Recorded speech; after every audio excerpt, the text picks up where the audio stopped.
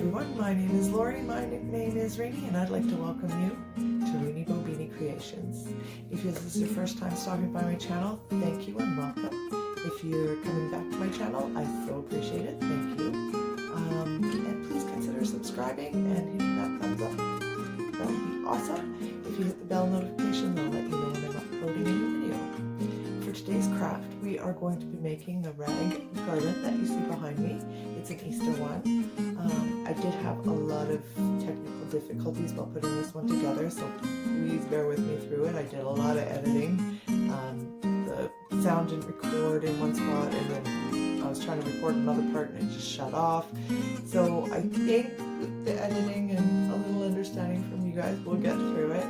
I am fairly new to this, so I'm still learning, and I'll just get better from here. So please go ahead and give this a thumbs up if you like what you see. Do consider subscribing, and please share it. I would love that. So let's jump into the video.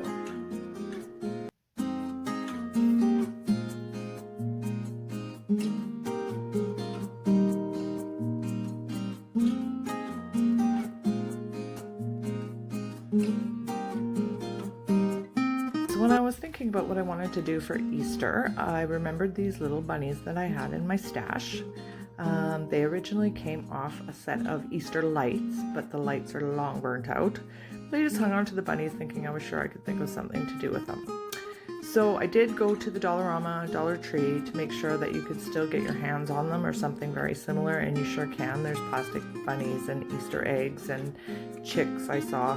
So just find something that suits you and your decor, and I've got 8 of them to do for my string. I think they were coming in either sets of 6 or 8 depending which ones you went with. So whatever you like, you can just pick those up. We'll also be needing some Mod Podge. We'll need some Crackle medium. This one's from Folk Art. Of course, your glue sticks and glue gun. I'm going to use a base coat that's just from the Dollarama. It's a burnt umber, so that'll be my base coat. The other one there is just an antique white. It's hard to get your hands on paint right now in COVID world, so I kind of mix them up, but it's just an antique white. You'll need some twine. We're going to use some little embellishments just to give them a little cuteness at the end. So I just looked at my stash, saw what I had, some ribbon, some little rosettes. And then for the rag part of our rag garland, yes, that's what we're making. This is just some scrap fabric I had around, lace curtain that I didn't use anymore, and just some scraps. So check your stash, see what you got, and that will work perfect. It's a great way to use up your bits and pieces. Okay, so to start, anyone that's worked with acrylic paints knows that acrylic paint does not love to stick to plastic. So we're going to cheat and use some Mod Podge. So this is a great little trick you can do, and it works on glass as well.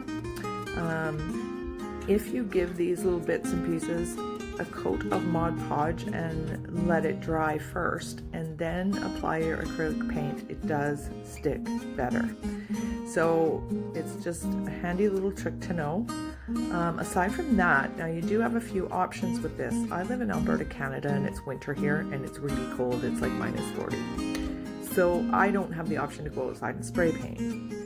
If you live in a climate where that will work for you, or you have a garage to do it in or someplace, then I would say spray paint them would be the quickest and easiest, and it would adhere the best. But as I don't have that option, I'm going to go ahead and do the Mod Podge trick. The other thing you can do is there is a multi-surface acrylic paint. Works awesome. I just didn't have it in the color I needed, and like I said, paint's pretty scarce during COVID world where I am. And your other option actually is just to leave them the way you are. I'm just pointing at that little hole in the top where the light was. I was going to try and cut it off, but I was afraid I'd crack the bunny, so I'm just going to try and incorporate it so it's not so visible. But like I was saying, if you like the colors of your bunny and they work for you, you can maybe skip the whole base coat part entirely and just jump right to the crackle medium part. Just depends what works in your house and your decor. And yeah, you could just do that if you wanted to. That'd probably be really cute in the right setting. So anyways, I'm just going to give these a good coat of the Mod Podge. I'll do it to all 8 bunnies, and I'll set them aside to dry. When they're good and dry, we will be able to put our base coat on. If he doesn't tip over. There we go. Okay, it's magic of YouTube land. So these ones, I did the base coat on all of them. The Mod Podge. So now I'm going to give them a base coat. Now even with the Mod Podge, you're still going to do, I think I ended up doing 3 coats on most of them of the base coat just to get the full coverage. Again, your spray paint is probably your easiest, but this will work. It will stay adhered to the plastic with the Mod Podge on, but it does, again, take several coats to get a good coverage. But the handy thing is when you're doing 8, by the time you get to the 8th, the first one is usually dry enough to put your next coat on. So I'm just going to give them good coverage. Now, if you're not someone that's worked with the acrylic paints, you're going to see the first coat always looks terrible. Always looks terrible. Don't worry about it. They always do. It's to be expected. By the time you get to your second and third coat, it'll look just fine. But I know sometimes if somebody's new to the acrylic paint and they see that first coat, they think, oh my word, it's terrible. So yes, it is terrible on the first one. So we'll go ahead and base coat all 8 bunnies. And again, I'm using the burnt umber, but you are absolutely welcome to use whatever color suits your fancy and your decor in your home. I have that handy little hole at the top so I can put a skewer in there and get the whole thing painted. And I can poke them into some styrofoam or stand them upside down, and I can paint the whole thing all at once, which was kind of handy actually. So you see, just getting in all the nooks and crannies, get them all covered up there, and then we will let him dry. Sometimes with all the little creases and stuff on the detail, it takes a little bit to get the coverage and all the paint in the spots.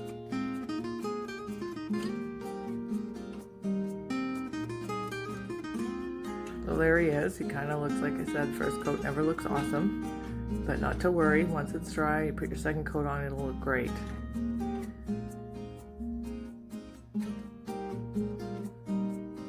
Okay, so now that's the first coat on and dry. I just wanted to let you see how it is not great coverage on the first one, even once it's dry, but now you'll see it is much better on the second one. And I do one more coat after, just to make sure that the coverage is really good the way I want it. So I should probably use my palette, but that's okay, I'll use it. It's a cheat.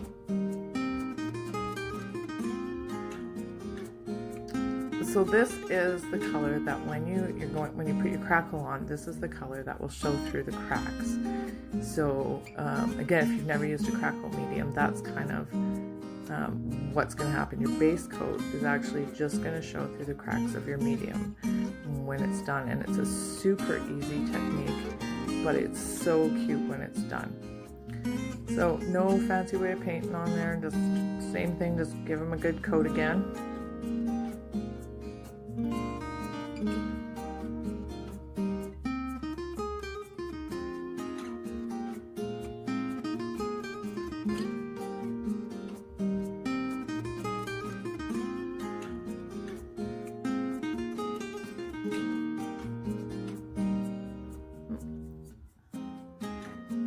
Almost done there, and then we'll set them aside to dry, and we'll do the same thing for all 8 bunnies. And so when all 8 bunnies are done, we will be moving on to the crackle part. And again, that's a super simple part. Okay, so now it's time for the crackle medium. So mine's from Folk Art, as I said. I'm sure there's other brands, but I've never seen them. So what you're going to do is just very simply give them a good coat of it. There's no special way to put it on. Just cover them up entirely, just like you did with the paint and with the Mod Podge before that. So just give them a good coating of the crackle medium, and it will do all the work for you. Get all the little spots. I just absolutely love the look of the crackle. I use it a lot, and that bottle will do tons of projects. It goes a really long way. I want to say it's about $5 and I got it at Michael's, but like I said, it lasts a long time. I've also seen, if you ever wanted to do this on a bigger piece, like a piece of furniture or something like that, the Home Depot, Lowe's, they carry them in like the gallons like you would buy paint. So if you ever wanted to do, like I said, a bigger piece of furniture, maybe like, I don't know, hutch or something, you can buy it in the bigger containers, and it's just, you only ever need one coat, so it's not something like paint where you have to do 3 or 4 coats. You just need the one coat, and just give her a good covering. And again, we'll do it to all 8 bunnies or chicks or whatever you've decided to go with. Give them a good coverage, and we'll set them aside to dry. Now you do want to make sure that the crackle is good and dry before you apply your top coat. So just make sure you got all your spots covered. Okay, so now that our crackle medium's all dry, we are going to put on our top coat. Now this is the only part that I would say is a little bit finicky. You can sort of go over, but you don't want to go over the same spot too many times, or it starts to pull all the paint off and you end up with a bald spot. So you got a couple of minutes to play, but not a lot. So 1 or 2 coats, or brush strokes. You don't want to do too much more than that, and be sort of gentle if you need to. You can see I kind of am, but it's almost like I'm dabbing more than I'm brushing when I have to go back over. Now, if you happen to go over and you make a bald spot, which will happen, it's happened to all of us, don't try and fix it while it's wet.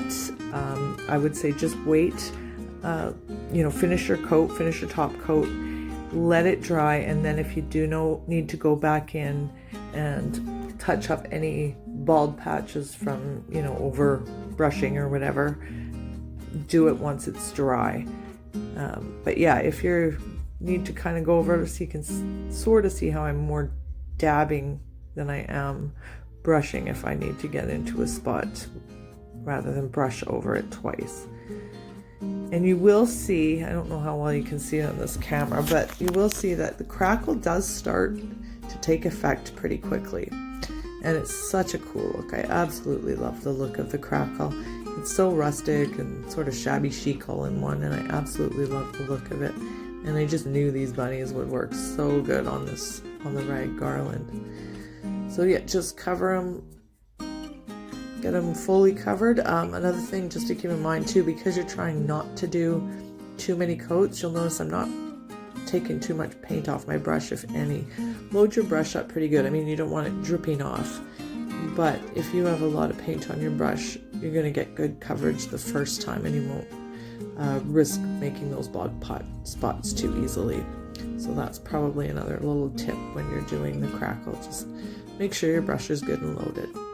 So once he's all covered, yeah, set him aside to dry, and we can move on to the next step.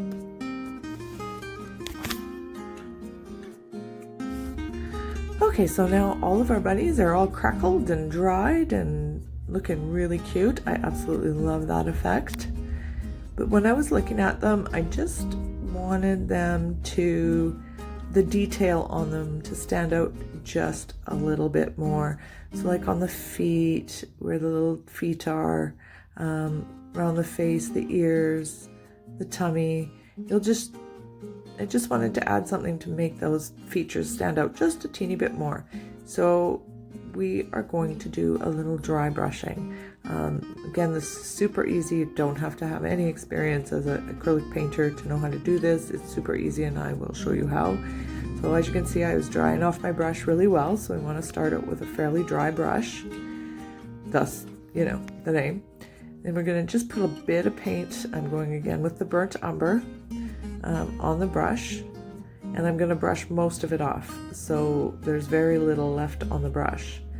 Then we're going to take our bunny, and we're just going to lightly brush over the sort of raised areas, so the face, around the ears, the tummy, wherever you just sort of want that bit of detail to stand out. And you're just going to lightly, you're not painting it, you're just sort of highlighting, or shading, I guess is the better word for this, some of those areas, and it just helps to define his features just that little bit.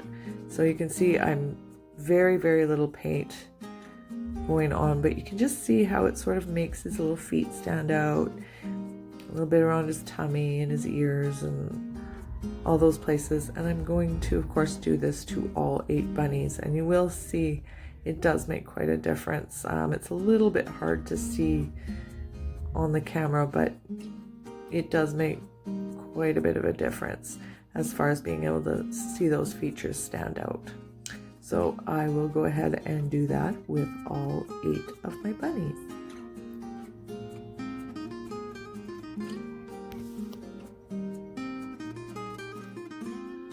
So the part you didn't see was while I was letting these little bunnies dry, I was getting the rag part of the swag ready, and I was just using my scraps of fabric. Again, I apologize for the trying to get this all recorded and it just didn't work that day, but these are just some of the scraps that I had already in my stash that I thought would work perfect for this. Just some from old things. That's an old curtain that I had, some lace curtain. That's a blouse that I really, really like the fabric. I would like to tell you it shrank in the wash, but I'm pretty sure that wasn't actually the problem, but I love the fabric, so we used some of that. And so while I was, like I said, while I was waiting for things to dry, I was cutting them into strips. Now I cut them about 1 inch wide, but I didn't measure anything. Some of them were wider, some of them were thinner. I didn't make nice cuts. Some of them are right raggedy, and I like the look of that, so that's perfectly fine. And I just cut, I couldn't even tell you how many, because it completely depends on how long you want your garland.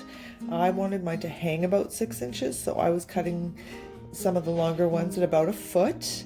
And then when you tie it in the middle, of course, it's going to hang down about 6 inches, give or take. So that was kind of my rule of thumb. When you're measuring your twine, you need to know where you're going to want to put it, and then you need to allow for not just the length of the space you're putting it in, but you want to allow for the swag of it. How far do you want it to hang down? If you want it taut, you can certainly do that, but if you want it to sort of swag in the middle, don't forget to allow for that, and just give it that sort of, I don't know what to call it, just the swag, I guess, just where it hangs. And then you are going to want to have some on the end. You're going to want to be able to tie it off to something. So when you're holding it up, see where you're going to tie it to, leave some on the end for that. You can always, of course, trim it down if it's too long. And if you end up cutting it too short, you can always just tie it on, because the rags will hide it anyway. So here you can see just all I'm doing, those are one of my strips. That one was a bit long. I'm just cutting it in half. Like I said, I'm just tying it on like you would start your shoelace with just a regular knot, nothing special whatsoever, just tying a knot on it. And tie it fairly tight, but they still slide even tight. They slide quite easily. So if you find a spot that maybe you should have put a different color or whatever, they'll slide over no problem. And you can just see how full or how sparse you want it to look, whatever works in your world. So that's what you should end up with, whatever colors you've chosen. So it should look something like that. And now we come time to do the bunnies on there. Now to do the bunnies, I did want to give them a little something extra. Now I said I was going to use those embellishments at the beginning. I tried playing around with them, didn't like them, not using them. So what I just went with instead, just the little pink ribbon. It's just a baby pink thin ribbon. Again, I got it at the Dollarama, and then I also got these little, they're little heart gems, and they come on a sheet, and all the dollar stores and Dollaramas carry them. They do have like a sticky back, but I always hot glue them anyway. I don't find they stick real well. So what I did, I simply tied a little shoelace bow in the ribbon, and it is a baby pink. So I just tied one, and for each bunny, I'm going to do 2 bows. So I'm going to do the one, like you see me doing here, around the neck. So I'm going to give the one around the neck a bit of a longer tail, so I can wrap it around his neck, kind of like a bow tie. And then just using a bit of hot glue, I'll do it on there. Then I'm also going to tie a second bow, And that's the one I'm going to put at the top of his head. And that, for my purposes, is going to hide that little spot where the light went in, that little hole at the top. You can still do it if you don't have the little hole. Just tie a bow on the top of his head. Be really, really cute. And it's also going to be, if you don't have the hole like I do, it'll be the perfect spot for you to put the loop or the hanger to hang him onto your garland when he's all done. So like I said, I'm just hot gluing the bows on. And I'll trim off the little tail, but I just want to go all the way around the neck like the bow tie.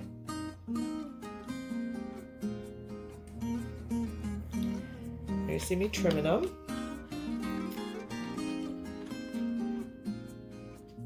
You could even use something like one of the little miniature roses or any of those things here.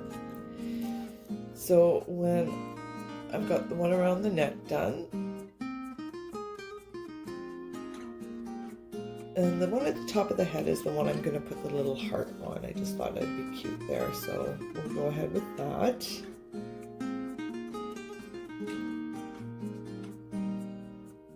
Not usually a pink girl, but the pink really, I don't know, I'm in the mood for pink lately. You can even tell by the sweater I'm wearing I was into pink. But I like that, just the little subtle hints of the pink and how it feels just so spring, just so Easter, and the softer pinks especially I really like in the spring and at Easter. I'll just trim off the tail. And we'll glue them over the little spot there. Like I said, if you don't have that spot, you can glue it right on the top of the head, whether it's the bunnies or the chicks or whatever, and that would give you the perfect spot to sort of hide the ends of the loop when we go to hang them on the garland. Well, there's my little gem. And of course I'm going to do this to all 8 bunnies. So I'll set them aside, get them all done. Now they're all ready to go.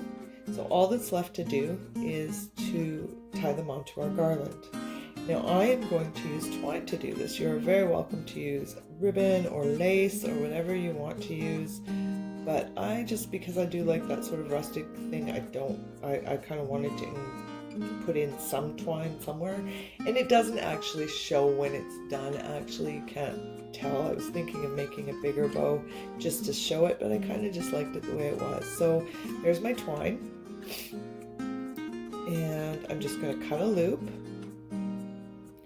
And like for my purposes, because again, I do have the little hole where the lights went, I can tuck mine in there. So I just measure how far down I want the little bunnies to hang and trim it off.